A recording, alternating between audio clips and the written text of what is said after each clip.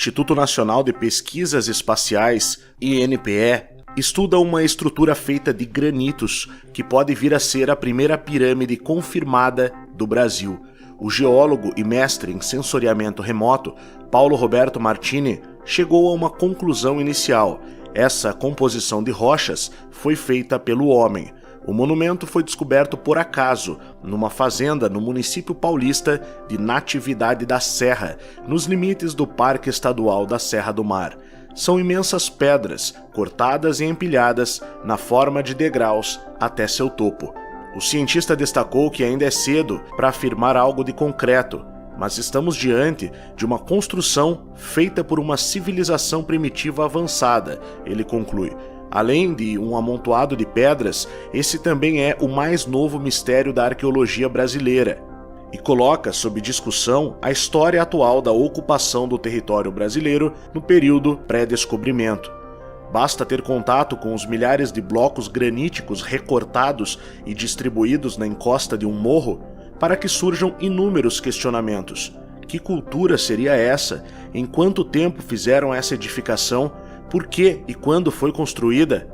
Perguntas que dificilmente serão respondidas de pronto, mas que prometem gerar um turbilhão de dúvidas, polêmicas e especulações. O local fica próximo a um riacho que poucos metros à frente deságua no rio Paraibuna. Os imensos blocos graníticos, cortados com precisão, continuam parcialmente empilhados. Com o tempo, acabaram por perder o traço construtivo original, mais inclinado e no formato de uma grande escada ascendente. Os imensos tijolos podem ser vistos na superfície. Uma boa parte se encontra soterrada pela erosão e outra ainda sustenta a estrutura em largas paredes. Vários, porém, se deslocaram com a ação do tempo. As chuvas e o peso das rochas recalcou o terreno, fazendo-os escorregar ou mesmo criar pequenos empilhamentos. Basta remover um pouco da terra acumulada para se desvendar uma complexa armação. As pedras, geralmente em formato retangular, variam de 1 a 2 metros de comprimento, de 40 a 70 centímetros de espessura por 80 centímetros a 1 metro de largura. Foram assentadas bem unidas e os vãos, quando existiam, foram completados com pedras menores e fixadas por uma mistura de barro, semelhante à argamassa. Duas faces do monumento estão recobertas pela mata. Nestes locais se encontram centenas de pedras, tendo as raízes das árvores já movimentado diversas delas. A lateral da esquerda ainda não foi mexida. Entretanto, outro aspecto intrigante está nos ecos que podem ser provocados. As batidas de um vergalhão de ferro por dentro dos buracos que surgiram tornam possível ouvir a ressonância. Provavelmente o efeito do som refletido numa câmara existente no interior da pirâmide. Usando a barra de ferro como instrumento improvisado, também é possível se ter uma noção da largura da parede. Provavelmente, ela ultrapassa a 1 metro. A técnica é desconhecida. Entretanto, o intrigante é que essa região era habitada pelos índios tamoios, que desconheciam a tecnologia empregada no corte de blocos de pedra e sequer tinham a tradição de criar monumentos nesse estilo. Segundo moradores do lugar, outras construções semelhantes se encontram numa propriedade vizinha, e essas, porém, estão recobertas pela Mata Atlântica e o acesso é dificultado pela densa vegetação. As primeiras imagens deste monumento foram encaminhadas ao INPE. As fotos chegaram no final do ano de 2003 ao pesquisador Paulo Roberto Martini, uma surpresa enigmática que passou a ser alvo de estudos do cientista. E como qualquer mistério, quanto mais se pesquisa, maior é o crescimento das dúvidas. A textura das pedras é diferente, principalmente em alguns locais da edificação, comentou o geólogo. Segundo Martini, o tipo de rocha encontrada no local tem cerca de 2 bilhões de anos e fazem parte do complexo de Varginha. Essa formação natural se estende pela Serra do Mar, começando nas proximidades de São Paulo, seguindo até a Serra da Bocaina, na divisão com o Rio de Janeiro, e adentra a porção fluminense. Porém, sua largura é pequena, alcançando algo próximo a 6 quilômetros.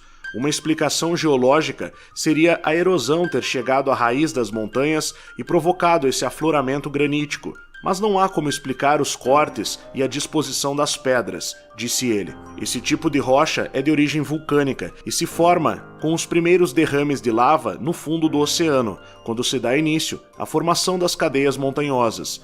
O tipo de entalhe das pedras é muito próximo ao utilizado pelas civilizações pré-incaicas que habitaram os Andes, ou mesmo dos fenícios, que eram exímios navegadores e utilizavam grandes marcos de pedra para que grupos de sua mesma cultura pudessem se orientar, tanto no mar como em terra.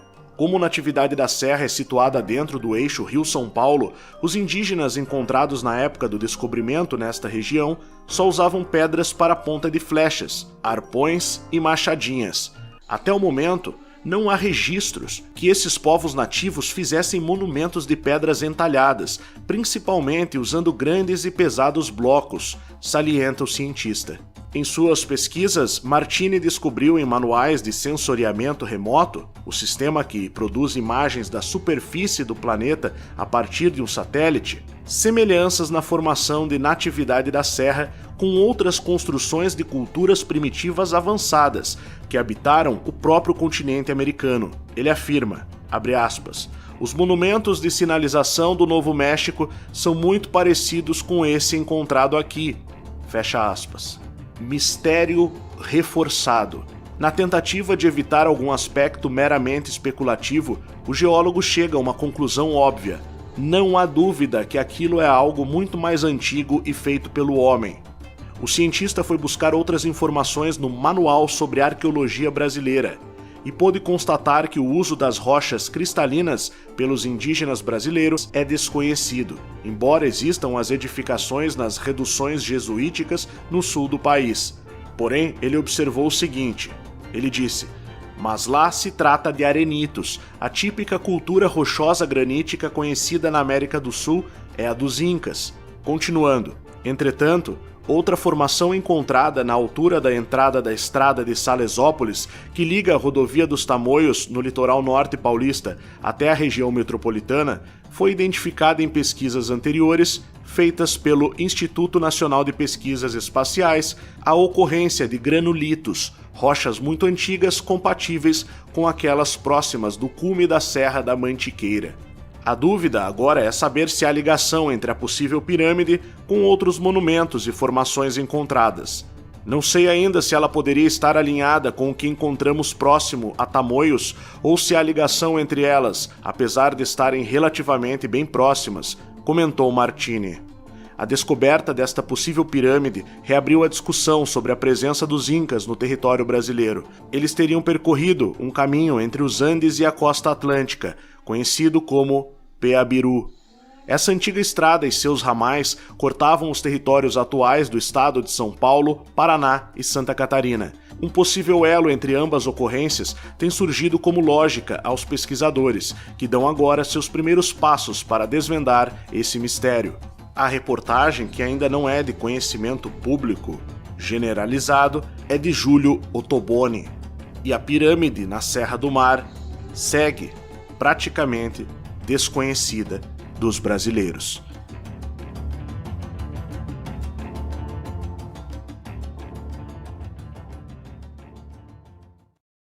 Desvendando segredos, revelando a verdade, nas páginas do passado, a nossa identidade. Entre as paredes de pedra, onde o tempo se perde, a sabedoria ancestral a cada passo se acende. Os sábios mestres trazem as histórias sussurradas, e no eco dos versos a tradição é celebrada.